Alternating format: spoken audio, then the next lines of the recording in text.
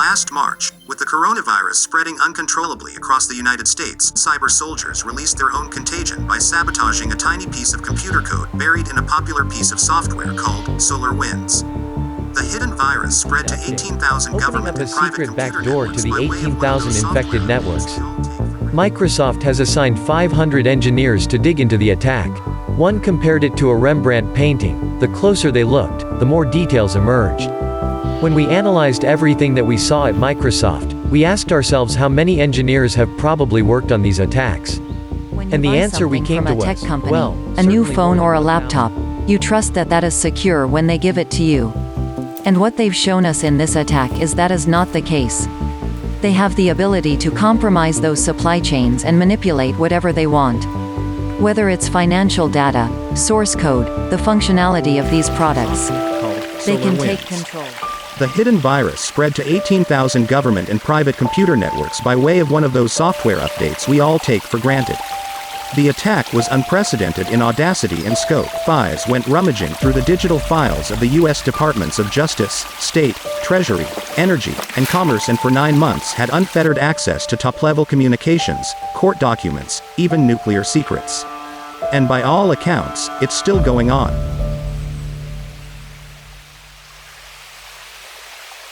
Hello and welcome here to this video. It's a pleasure for me to see you here. And what we want to talk about today. So today we want to talk a little bit about how to start with security inside a DevOps environment. What is main, or what are the 4 main areas of cyber defense, and what you can do, what was leading to this executive order of cybersecurity, and why build info or build metadata is a very good weapon against cyber attacks. If you're interested in this, stay tuned. By the way, my name is Sven Ruppert. I'm developer advocate for JFrog, and I'm mostly running around in the German woods. So far, I'm here on my 2nd day of a hiking inside the German woods. I'm taking you here to 2 journeys. One is here to the German woods, and the second one is to the cybersecurity. And if you like it, give me a thumbs up and subscribe my channel. I really would love to see you as my new subscriber.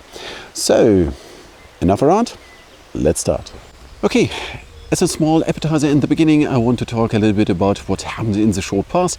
And this was this SolarWinds hack, because this will show us the different possibilities or the different angles we have to look at to see where are the attacks are coming from and what we can do against these different attack vectors on our side in our daily developer business. So, first of all, who's SolarWinds?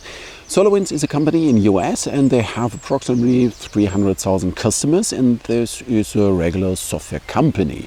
But they have a special product.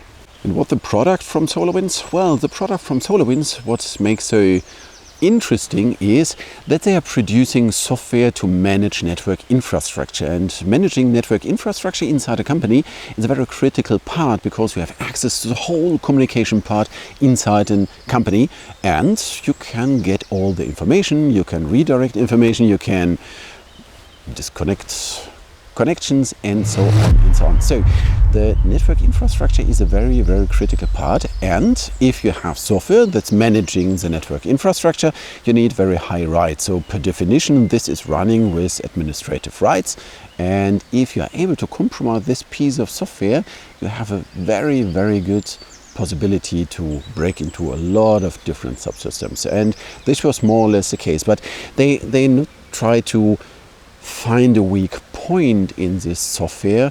They have done completely different approach. So if it is not the approach to find a weak point inside some piece of software, what an attacker could do. And this is really new here at this story. So we have so many compromised software already, but there was a special thing. So the hacker group, a person or a group, you never know, but the attack was not against this product itself, if it is installed somewhere. It was against the CI environment inside the SolarWinds company. So inside the SolarWinds network, they broke into this one, searched for the CI environment, and then they manipulated the CI environment itself. Why? What they've done is they search for place inside the CI environment, and compromise the CI environment in a way that with every new build, so with every binary that was produced, they are adding some compromised binary to this one, so that after the build was finished, the regular binary that was produced is a compromised binary already. So, and the functionality, so what happened? So they manipulate the CI environment. The CI environment was able to build the next binary. The next binary was released, and this release was provided via an automatic update to 300,000 customers.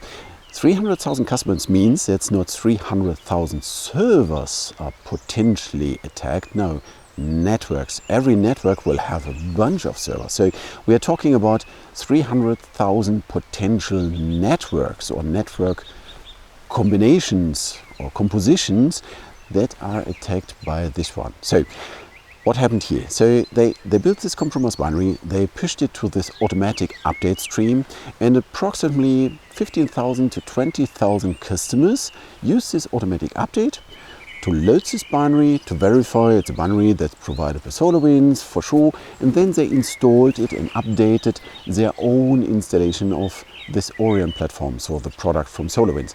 And then the software has done nothing for 2 weeks. And then it starts searching around, so what's going on in the network, and started loading different binaries from the internet as well.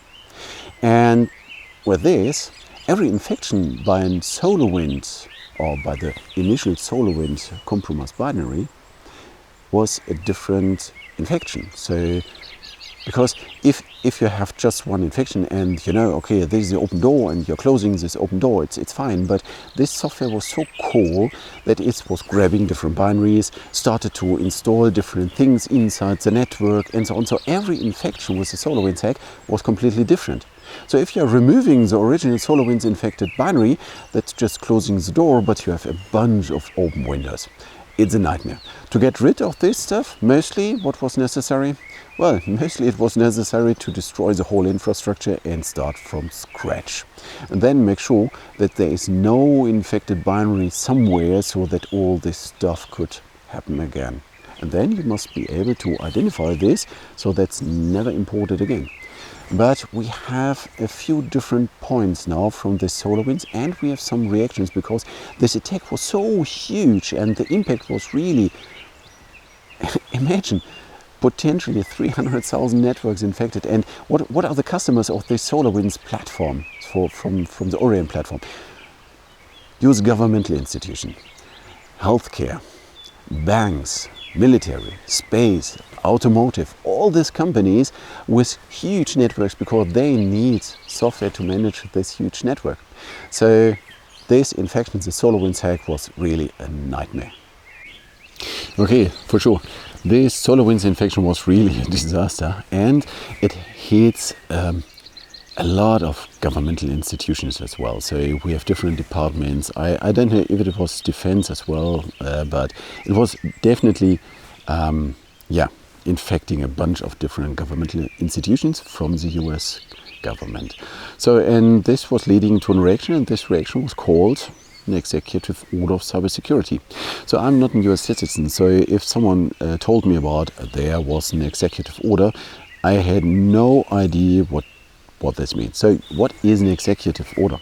An executive order is something that is changing the way the governmental internally works.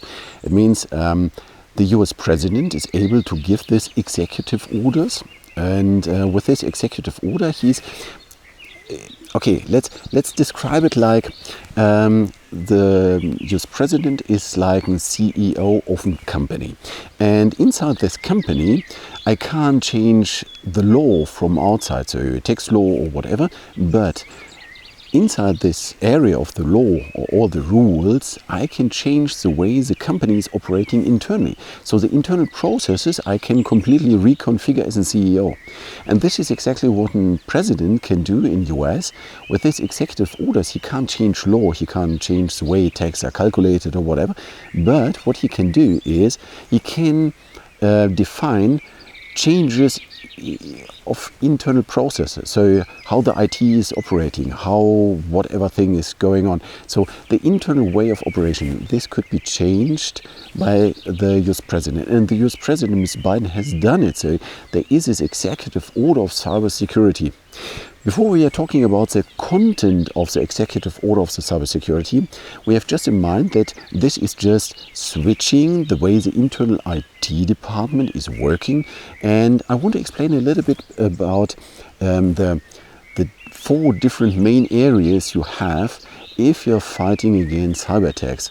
As a regular developer, we have possibilities every day, and I want to highlight the 4 main areas before I'm talking about the content of the executive order of cybersecurity and then what we can do against it.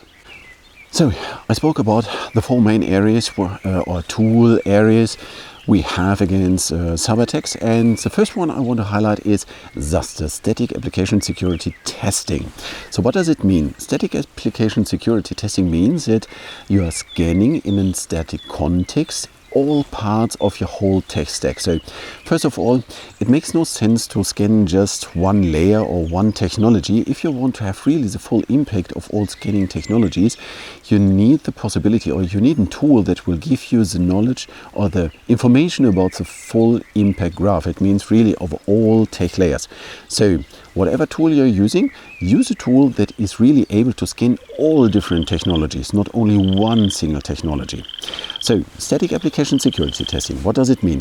You're writing some code and then you could scan your source code. Scanning source code is, okay, it's more and more important all the time, but so far it is based on machine learning, pattern matching and all this stuff.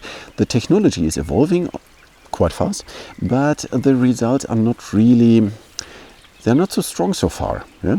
So it's too early to just trust the scan of your source code. On the other side, the opposite of source code is binaries. So scanning all binaries is a very robust technique so far, because you know they are binaries, you know the fingerprints, you can identify if they are compromised, you can identify what kind of infection is inside. And then if you're looking at all the different pieces inside your tech stack, I assume that most projects will have 99% binaries compared to source code.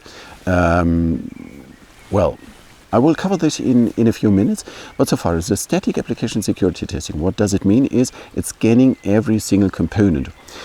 The pro of it is that you can do it immediately. So if you're writing the first line of code, you can scan all components.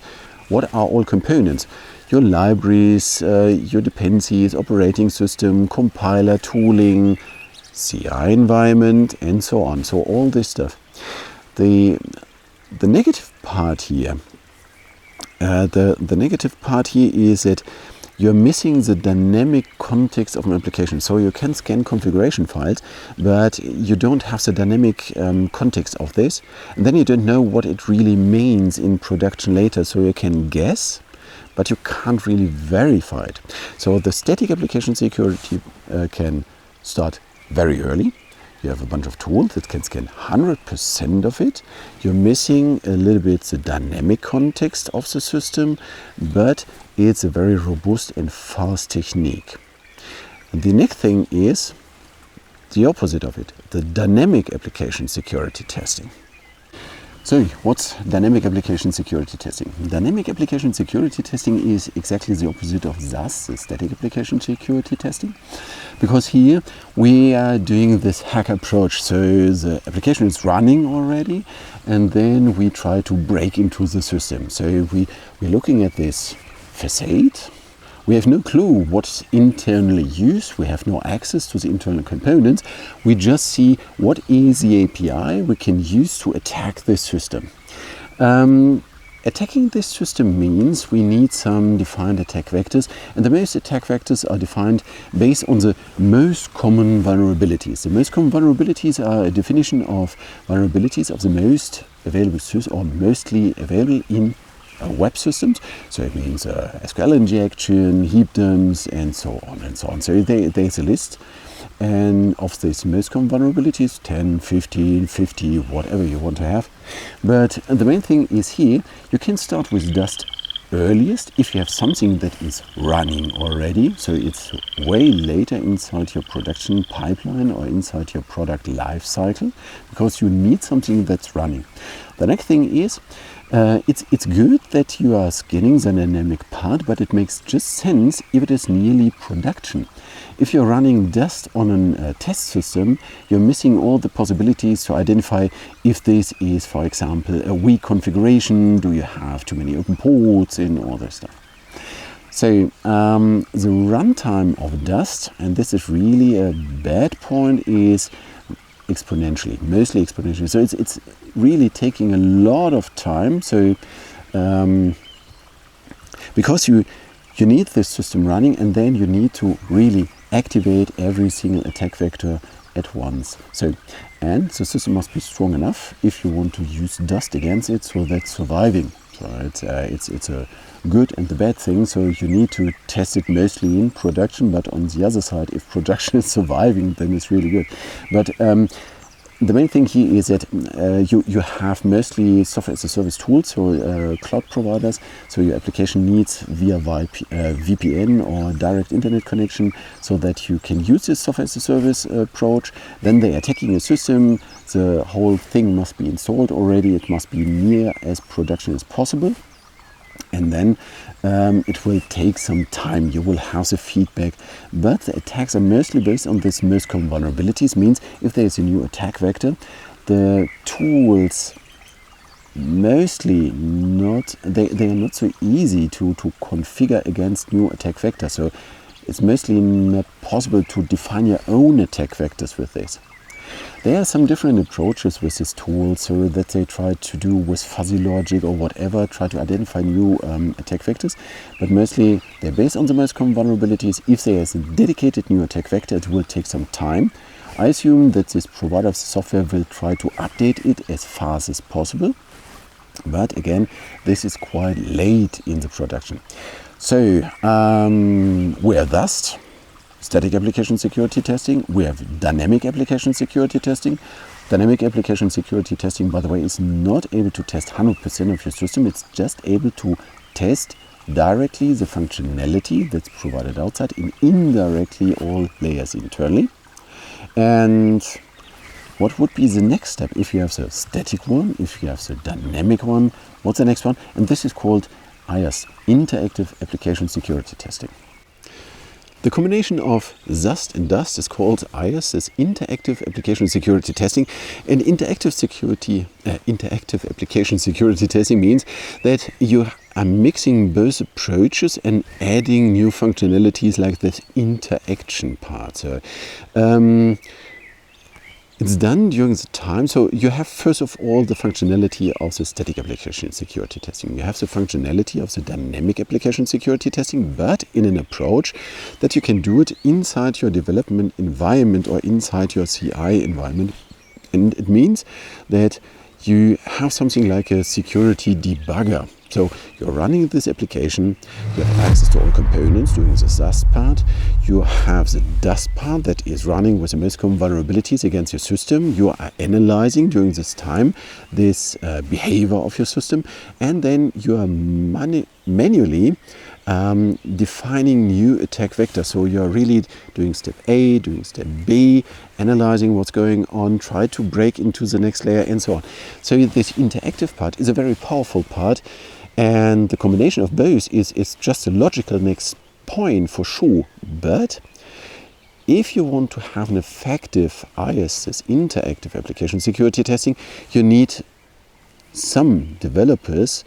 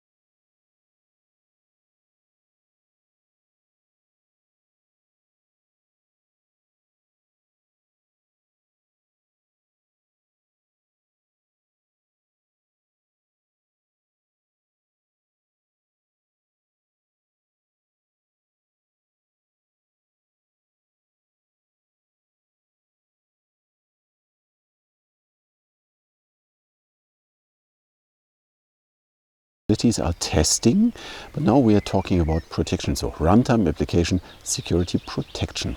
The big difference here is that this approach makes only sense in production or on production systems.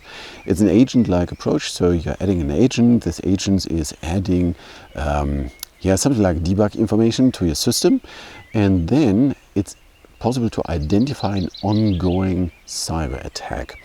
So what does it mean? So you have two possibilities with this software or this approach. You have this monitoring approach. It means that you are monitoring and alerting, and you are analyzing all data flows inside your application in real time. So something is going in, something is going out, there's an user interaction. The user interaction pattern is good or bad, or you should identify something or whatever.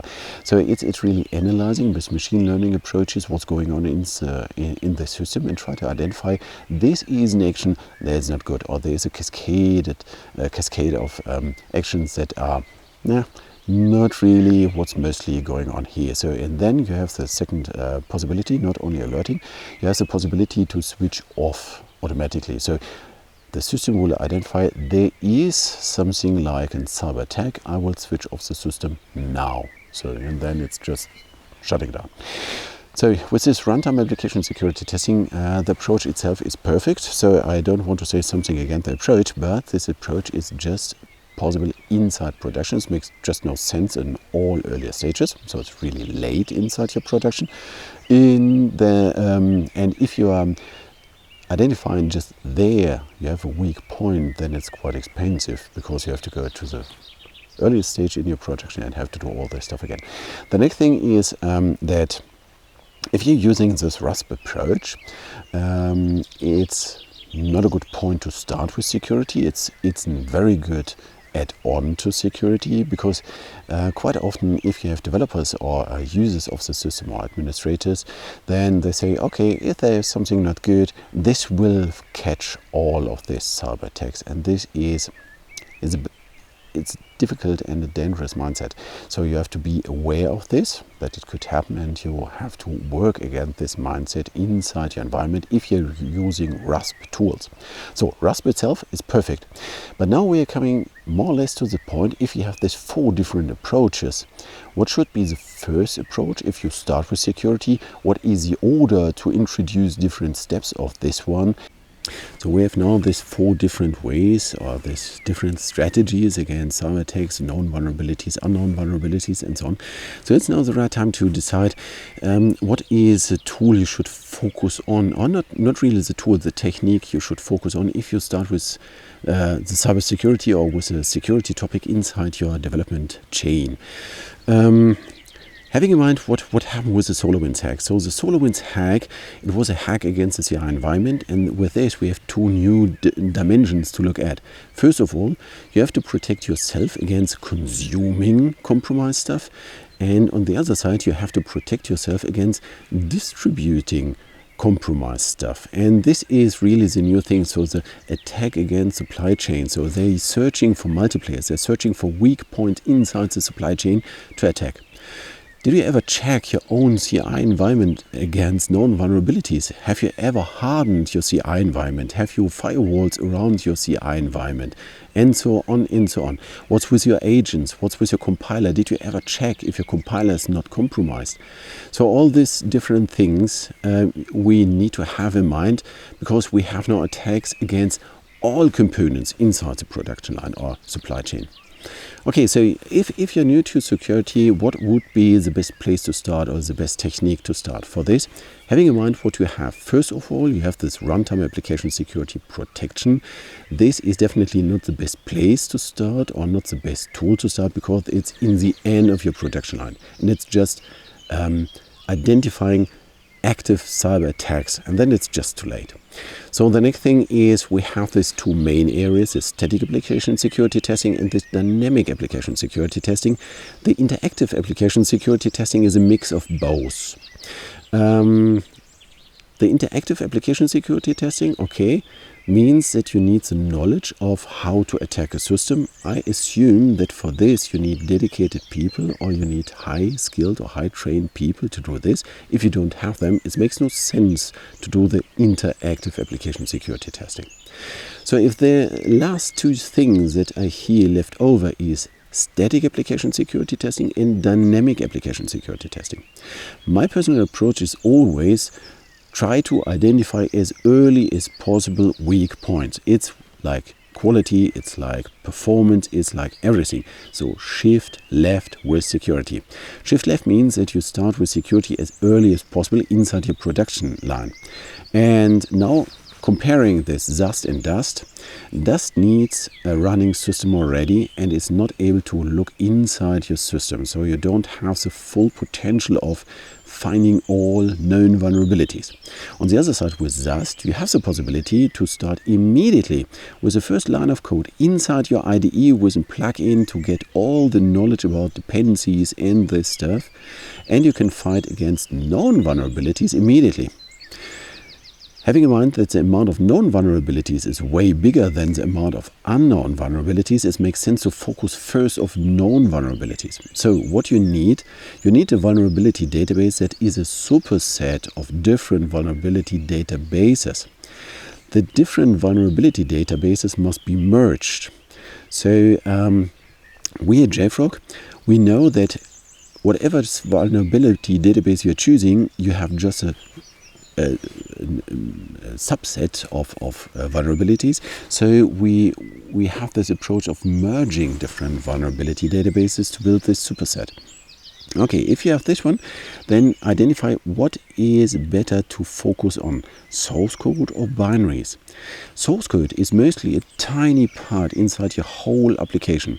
If you're comparing in all layers, what is the balance between binaries and the balance between source code, you will find that in most systems, the amount of binaries and the corresponding lines of code are huge compared to what you're writing by yourself. Inside your application, you have a few lines of code and a bunch of binaries. In the operating system, you're just adding a few configurations and you have a huge amount of binaries inside your virtualization environment, Kubernetes environment, and so on and so on. So you have mostly 99% binaries compared to what you're writing by yourself, if you're looking at the whole tech stack. So you need a place where all binaries of all tech layers are coming together so that you can have the full impact graph, the knowledge about all layers, all binaries that are really used and how they're used together.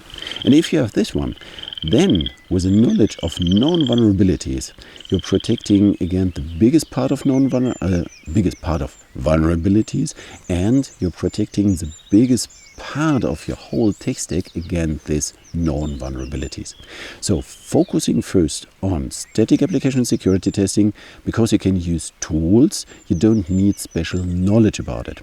You're not only limited against most common vulnerabilities, you can use the knowledge of all known vulnerabilities, and you can do it immediately, even if you're doing it right inside your IDE with some plugins that you're connecting to your security tool and that will scan your binaries, your dependencies immediately if you're adding them to your POM. If you know a little bit more how to do it in a practical way, I would suggest to look at my YouTube channel. I have a few examples, for example, how to harden the Vardin stack. It's an open source project, and I will show you how to fight against this polymorph or this polyglot environments where you have different technologies that are hidden by different other technologies, but you want to have the full impact graph and so on. So have a look at my YouTube channel. There you will find some talks about how to use tools, what tools you can use, and what is the potential of scanning against polyglot environments. So my recommendation is start with Dust. Then if this is established, then try to add Dust to your test and later to your production system so that you have this dynamic application security testing. It depends if you have people that are really skilled in this area, that you can after this merge both approaches with to IS, this interactive application security testing. But mostly it's start with Dust, go over Dust, and then finally add RASP as well. So, yeah, this is more or less what I recommend. But I'm not the only one that thought this is a direct and good approach, because now we are talking about the content of the Executive Order of Cybersecurity. Or the content of the Executive Order of Cybersecurity. So, Mr. Biden gave this Executive Order of Cybersecurity, and the content is the following. So, every software that's operated, used, created by the US government must fulfill the requirement of creating an SBOM. An SBOM is a software bill of material. That means that all components the software is built of, so it must be written down in terms of what is the version, where it's coming from, so the reference in the repository, and fingerprint, and also all this stuff. So it means you need really a 100% complete component list of all components of software that they're creating, okay, that they're using or operating by themselves, okay, or they're using directly or indirectly, okay. So what does it mean? So if they're using something on Amazon, then Amazon, the whole tech stack, must fulfill this SBOM. Otherwise, Amazon is not able to make money with the US government. If you're looking how much money the US government is spending on software or software operations, then you will see it will affect immediately not only the US market. I'm in Europe. Should I take care of this one, or should I be prepared? Well, I'm working for a company. This company is creating a product. This product is used by a company that's working for the US government. Right, you're in. So it is more or less affecting the whole economy, because so many companies are working directly or indirectly for the US government, or producing software that's used by the US government, that over short or long, everybody will be affected by this one. So what's an SBOM? SBOM is a list of all ingredients that you need to create the software. So it's a full component or dependency list. But on the other side, this is nothing new. And if you're looking a little bit around what's available, and now I want to talk a little bit about the metadata of build information. Okay, metadata of build information, or the metadata of a build, or build info. Let's call it build info. So what's build info? Build info is a context of how to create binaries, and what is content of it? It's all dependencies, it's a date, a time, the operating system that's used, the agent name, library versions, and so on, compiler version, and so on. So the build information is something that is describing the context of how to create this binary. So if you have the description of this binary, then it's a superset of the SBOM. So if you need the SBOM and you have a possibility to create build info already, then you have this SBOM. It's just a subset of the information you need. Why you should use build info instead of pure SBOM? Well, if you want to analyze if something is attacking you, or there was an attack against your systems, you need a lot of information about the context of how this binary is created, this compromised binary, for example. And then it's good if you have all this information about what's the agent name, the operating system version, patch level, and so on, so that you can identify what was a weak point, or what is different at this dedicated area compared to others, so that they use this for an attack, and so on. So if you want to have something from post-mortem analysis, if you want to have a description so that you can recreate exactly the context of some situation, you need the build info. So if you want to know more, search for the term build info, and you will find information about how to get all this information with free available tools, so that you can create this build info. And inside the build info, one dedicated part is the SBOM as well. What you need to work efficiently with build info is you need a tool that's representing it in a nice way. You need the possibility to combine it, for example, with vulnerability databases. So you have here the build information. This is immutable. You are not changing it any time, or not in the future. And then you need something that is correlating, for example, the actual list of vulnerabilities with this build information, so that you know later we have an update in vulnerability databases. There are new vulnerabilities, correlating it to the build information from binaries that are created already. Then you see this vulnerability is here active in this build information that was used, or that's part of the creation of this binary that's running there in production. So you don't need to scan production, you just need to hold build info so that you are able to decide what vulnerabilities are active inside your production environment. So what you need a place where you're storing all binaries so that you have the full impact graph. If you have the possibility to store in one central place all binaries from Docker images, or Maven dependencies, Debian repositories and all this stuff, then you can come with a vulnerability scanner that is scanning the whole amount of binaries. You need a place where you're storing this build info so that you have the information, what was part and so on. And then you have a whole package against known vulnerabilities. You have the package against attacks like the SolarWinds hack, if you want to get rid of infected binaries, for example.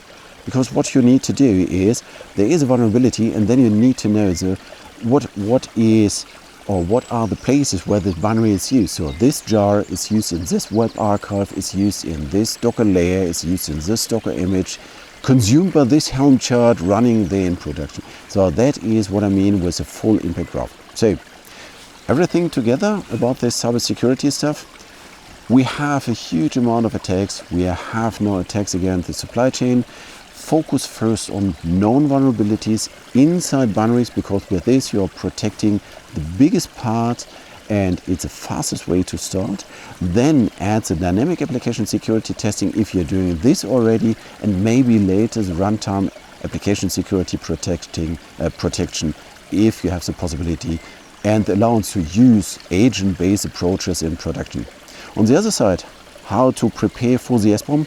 Well, search for build info and you will see what tools are available to create this information of what is used for creating a binary, and then you have the SBOM already. And it's cheap because you can do it for free, and you can do it for your open source project. So if you want to make sure that your open source project is used or is able to be used in all environments, start creating SBOMs, and then you're safe at this side. So for this, I want to say thank you that you attended this talk or this video, and I hope you got a few new impressions. If you have more questions about this one, don't hesitate to contact me, Twitter, LinkedIn, YouTube, and just don't use email. Don't use email, this is a disaster. So use everything, but please don't use email. But in the end, if you have any questions, feel free to contact me. I'm giving free workshops. We can have a discussion on different social media platforms and so on. And then let me know what you're thinking about it. What's your approach? Do you have any experience with these approaches already? And let's start a good discussion about the topic security, because this is a really hot topic. So what I'm doing next? Well, my day is done. It's the second day of my hiking trip, so I will now pack my stuff. I have my base camp here from last night. I will pack it now together. We'll have something to eat. We'll walk, I think, in this direction to my car. It will take, I don't know, 2-3 hours. And then I'm done for today. And I hope you enjoyed not only the topic, but the environment where I'm here as well. And if you like to have more of these outdoor style IT related videos or Java related videos, check out my YouTube channel. I really would appreciate to have you as my new subscriber. So whatever time you're watching this, I hope you enjoyed it. Have a good rest of your day. And the only thing I can say, thank you very much. Stay safe and see you.